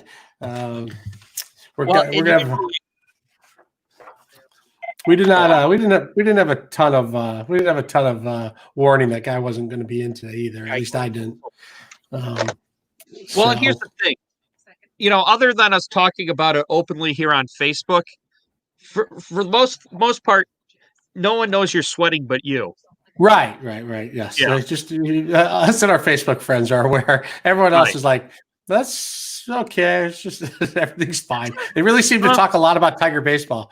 Yeah. Well, yeah, he's right there on the line. Yeah. Well, that's the thing about the Facebook's the behind the scenes, like let you in on the secret, fly on the wall. It's probably more fun on Facebook than it is on the radio. If you were tuning into Facebook, you saw our panic in the control room. If you're listening on the radio, you missed out. Let's see. Let me see if I can slap together these podcasts. We've been talking about COVID-19. We've been talking about COVID. Who is at high risk? Yeah, I got to crank that air conditioning up, Clay. What's that? Clay. Yeah. That's Paul W. Smith keeps his studio freezing cold. Frank keeps his at a fairly normal temperature. So if you're in Paul's, you need a winter coat. And if you're in Frank's, you could dress accordingly. My theory on why Paul's studio is so cold, it's to keep yourself awake that early. Yeah. I actually like it cold. Maybe not quite as cold as he keeps it, but I kind of like it on the colder side. My house has to be cold. The NASDAQ was up 173. For WJR. All right. That sounds like something a single man would say. No, actually, I'm very lucky. My wife and I are very temperature compatible. That's hard to believe or soon to change. Yeah, we'll see. Once I start going through the change, I'm going to need it. Yeah. Yeah, no, we've been lucky. I hear that's a big cause of most divorces are people not agreeing on where to keep the thermostat. My position on the house temperature is I just dress accordingly. If you if you keep it so hot, then you have to pay a different price. Right. Pay a quarter every time you have to turn off the thermostat. Exactly. Five. Let's see. All right, let's see. What's Scott's last name? Bernstein? Bernstein. Yes. Beaumont's emergency centers are Bernstein. ready to safely. What do we got? Yeah. Oh, we're back in that. Okay. With safety protocols for COVID and non-COVID patients. Delaying care for symptoms of heart attack and stroke can result in long-term health issues. The earlier you address your health concerns. Yeah, single in your apartment, 65 to 70. That's about right, Clay. It can be quite the fight over the thermostat. It's often bigger than the remote control. People think the remote control is the biggest fight, but it often is the temperature in the room. Well, Patrick, I don't know. I haven't been married that long, but I feel that probably is the key to a successful marriage.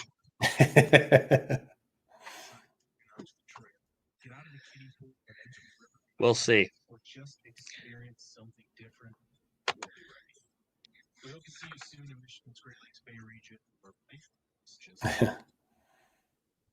Oh, and we are. Well, let me give you the station back. This is the Guy Gordon Show on News Talk 760 WJR. Here's special guest host Kevin Dietz. Hey, don't look now, but the August primary is right around the corner, and there's some pretty important elections that are taking place. In some cases, there's nobody running on the other side. So if you win the primary, you are going to be in following the general election. Joining us now to talk about the primary election and a new survey that's out talking about Gretchen Whitmer's job is our friend Dennis Darnoy, political consultant. Dennis, thanks for being on the show. Thanks for having me, Kevin. I appreciate it. Hey, did you get a chance to see this survey at all about how the governor is doing according to the Democracy Fund and UCLA Nationscape Project at all? Yeah, absolutely. And, you know, her numbers in that poll are tracking with their poll results. And I think you see, you know, nationally, 60% of residents give their governors high marks for how they're performing with this COVID crisis, and she's certainly in track and in line with those numbers nationally. So as you look around the country, is Michigan, are you saying Michigan's pretty much the same as any other state as far as whether you're Republican or Democrat, it doesn't matter, you're doing about 60% or so? Well, in some states, but I mean, if you look at how the Ohio governor is doing, his approval rating is much higher. But of course, Ohio is more of a Republican state, and it's been trending more Republican over the past couple of cycles. So certainly there is a bit of a partisan factor there. You know, you look at that survey, and it also says that 40% of Michigan residents give Donald Trump high marks on how he's handling the crisis. So here in Michigan, it's a little bit more of a purple state. That's why we are a competitive state for November, and it's why we're known as the bellwether state. So her numbers are in line nationally, but there are other governors who are doing better, have a higher approval rating, and then there's some governors like the one in Arizona who have a really poor rating, and of course their numbers are going through the roof right now. Another thing that came out of there was talking about social distancing. 74% of Michigan residents said that they had been social distancing in the last week. 38% said they don't follow social distancing rules. Do you think that's accurate, or do you think that's something people say when asked by a pollster if they social distance properly? Well, I'm going to say, given the activity that I saw this weekend, I think a lot of people may be overestimating how often they social distance. But no, I mean, certainly it's something that we all want to get out of this phase. We want to move on, and we want to get back to as normal a life as we can possibly get. So, I mean, I do think that people have increased vigilance with wearing masks and being socially distant. But then again, there's beautiful weather out, and sometimes, people kind of forget. But we want to get out of this as soon as we possibly can. So following those rules is to do. Okay, let's talk about some of the key races. It's getting closer. We're starting to see some commercials. The lawn signs are out. What are some of the big races you're seeing, or the most important races you're seeing for the primary? Well, as you talked about, a lot of these races are essentially determined by the partisan primary. So, for example, down in Detroit, if you are running for a state House seat, if you win your primary, I mean, you're essentially elected to the House of Representatives. Here in Oakland County, you've got a really intense race for Oakland County prosecutor on the Democratic side, as well as Oakland County executive on the Democratic side. And the way that Oakland County has gone over these past couple of election cycles, there's certainly the notion that if you can win that Democratic primary, you're in prime position to win that seat. Then, you have the congressional race out in Macomb County to replace Paul Mitchell. And again, that's such a Republican seat that whoever wins that primary is likely to be the next, congressperson from Macomb County. So a number of races really that get determined in the primary. Those are going to be your representatives come November. What do you think about the 13th congressional district between Rashida Tlaib and Detroit City Council President Brenda Jones? Obviously, Rashida Tlaib very strong against the president, one of the squad members. But Detroit City Council President Brenda Jones beat her once and then lost by a close margin the second time around. What do you see happening there? Yeah, I mean, certainly this is the kind of race that Brenda Jones wanted, a one-on-one race, and not a lot of candidates to distribute the vote. But the one thing that Congresswoman Tlaib has is just that, Congresswoman. She is the incumbent. There are a lot of strong tools and strong support that come from being an incumbent. Certainly progressive Democrats, and we've seen this in primaries in other states, certainly are tackling what they would call the establishment or the older guard, and are being very successful with that. And so, I mean, this is a tremendous race to watch and to see, what turnout's going to be. We see a lot of absentee ballots that have gone out, especially in that district, but the rate of return right now is a little bit lower than what we've would expect. So obviously we have about a week, 7 to 8 days before those ballots need to be turned in. And I think that will be a huge determining factor who's going to be the next congressperson from that district. I keep reading about which candidate in many races has the most money, but I haven't seen a ton yet. Is there going to be just a final week push on TV where all that money is going to get burned up and we're going to see a ton of one candidate and not so much of the other?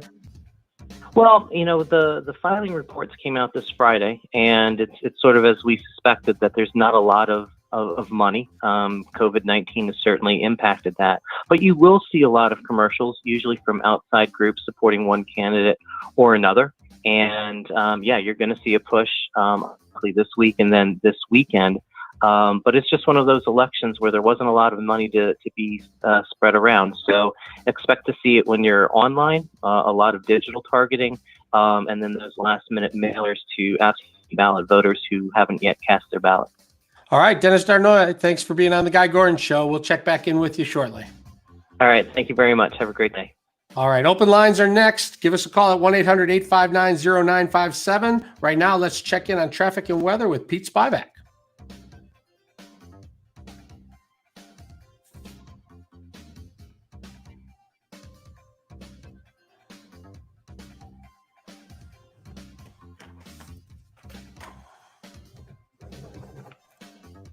In the Sterling Heights area, we have reports of an accident working northbound Mound at Metro Parkway 16 Mile, and so you may find a small delay backing things up in the area. You'll find that eastbound I-94 is still closed due to emergency road construction between Gratiot and Detroit and Chalmers. You'll find delays backing up near I-75 right now. Try using Gratiot Avenue, Harper Avenue, Mack Avenue, or Jefferson as good alternates around the situation. I'm Pete Spivak, WJR, Traffic and Weather First. Summertime cold front kicking up a couple of storms this afternoon and a high of 88 degrees ahead of the front. Nice drop to the humidity here tonight and tomorrow. 67 our low tonight. Sunshine Tuesday 86. Isolated storm Wednesday 82. I'm meteorologist Scott Laurie. More on News Talk 760 WJR.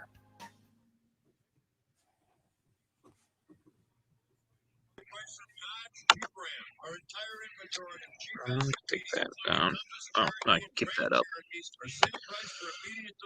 have hundreds to choose from. And Parkway's also offering exclusive lease deals on our selection of award-winning Ram pickups. Big savings on the one you want. Parkway's early out program gets you out of any lease with a $3,000 or less payoff. No problem. Parkway offers $2,000 for your trade-in.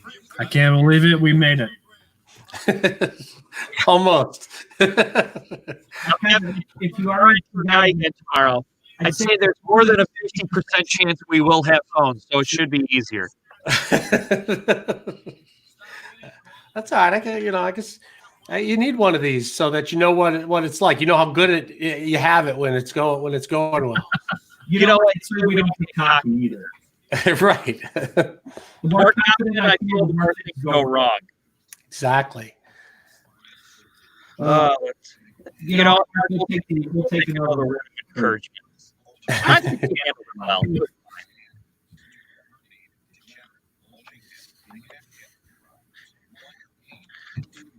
Patrick's big on the picture I put up for our guests here. He thinks I just Google searched them before they happen. Patrick, I'd probably just use that Facebook picture if you were a guest on the show. That'd be what I would do. Should we put up a picture of all the people who were not able to call because of the phone issues? Yeah, let's see here. Let's see what I can come up with. Let's see.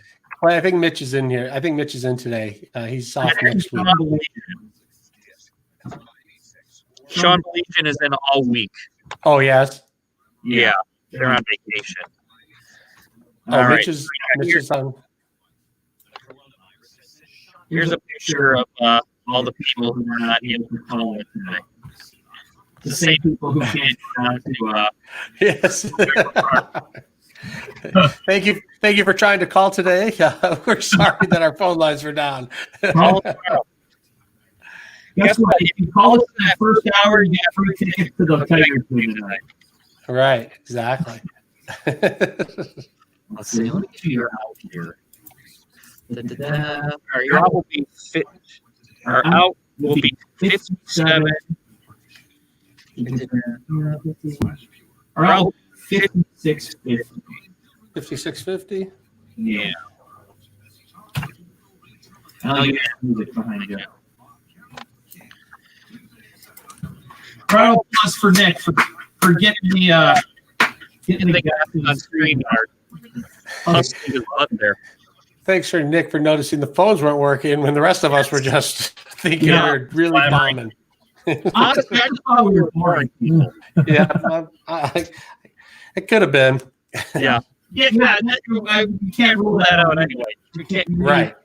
Maybe the phones were down, but maybe we were boring people. We have to dig a little deeper into that. Yeah. All right. Next 30 here. Okay.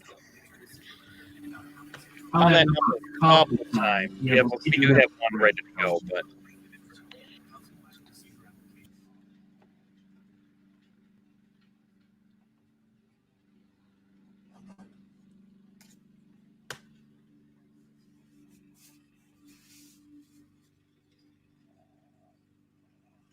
The Guy Gordon Show, 760.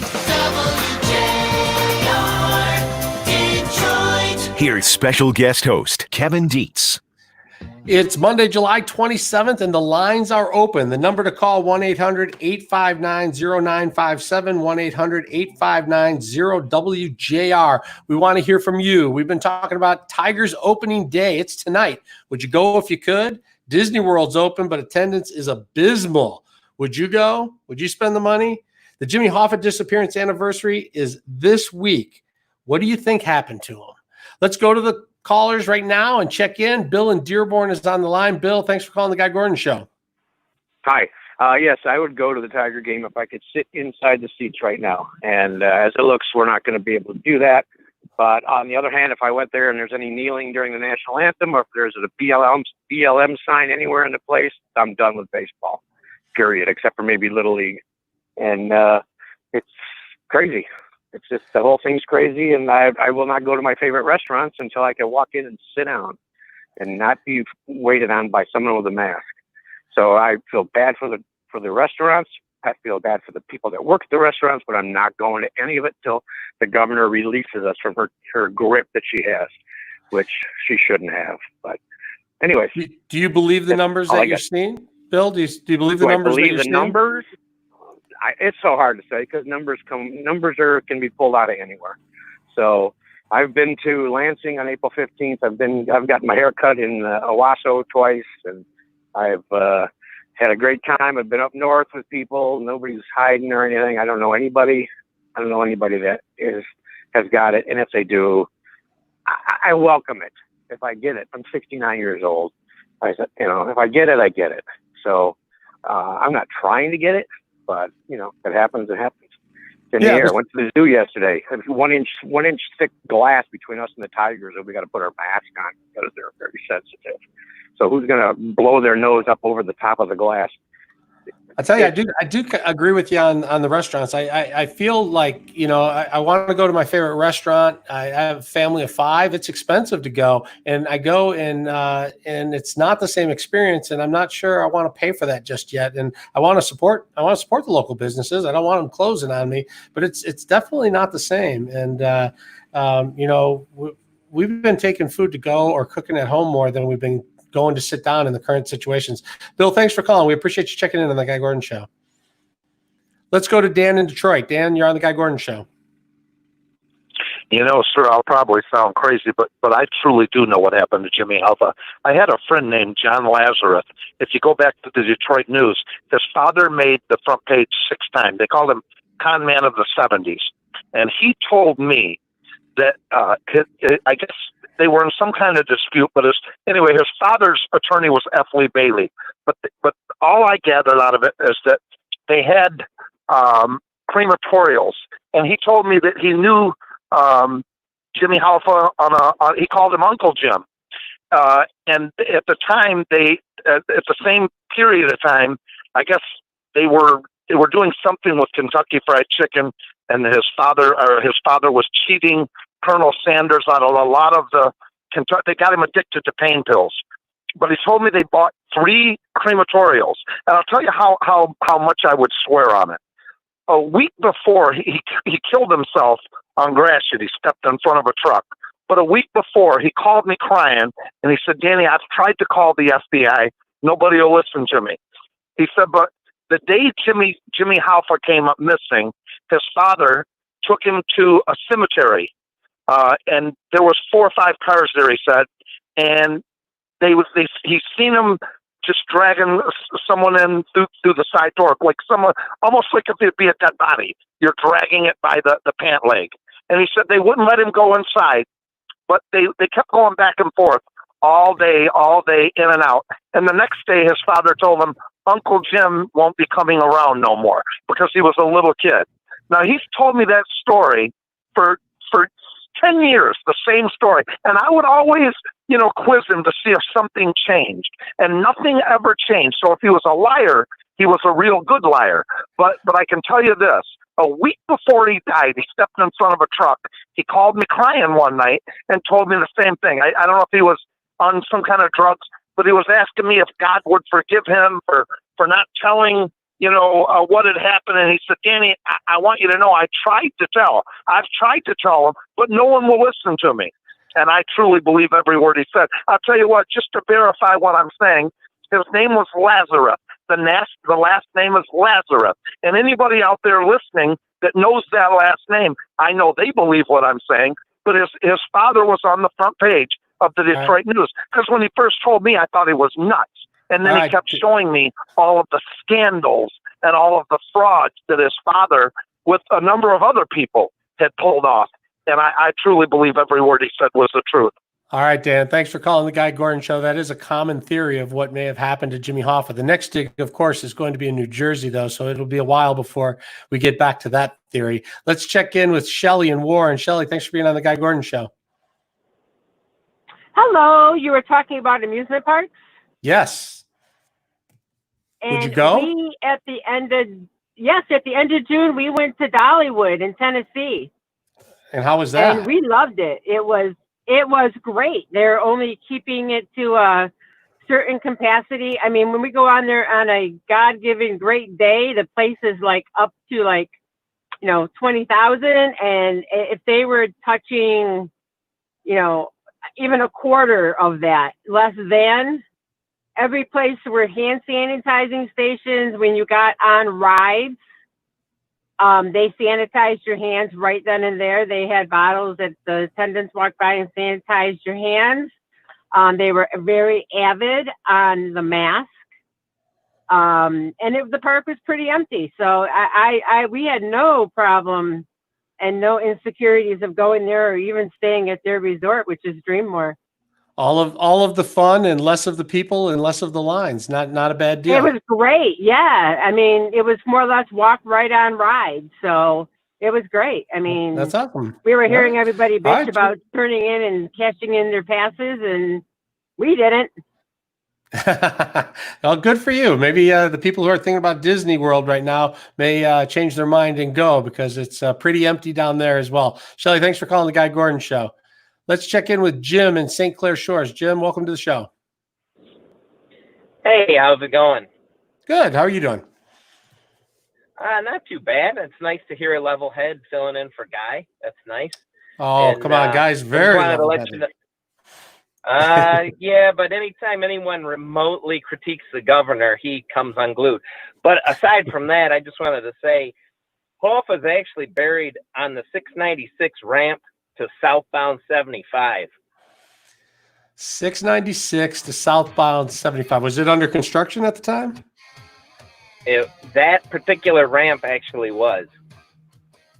So you think they quickly took him from the Mackish Red Fox and quickly got rid of him in the freeway system? Well, I'm not quite sure how they dispatched with him from the Fox, but I get on pretty good authority that he's deep below 696's ramp onto 75. So, well, I appreciate you calling. We hear that a lot, just like hearing that he ended up at the base of the Renaissance Center and other local projects. I think it's a mystery that's only going to be solved if somebody who knows is still alive and can verify it. Right now, this latest tip is out in New Jersey. That's where they're going to do a dig, and we'll definitely see what happens. The anniversary of his disappearance from Mackish Red Fox in Bloomfield Township is on Friday. So we'll keep you posted with how that goes. Thanks for everyone who called into the show today, and thanks for everybody who helped us out today. Guy, hopefully we'll be feeling better tomorrow. We'll be back, but we shall see. Right now, we're going to check in with traffic and weather and Pete Spivak.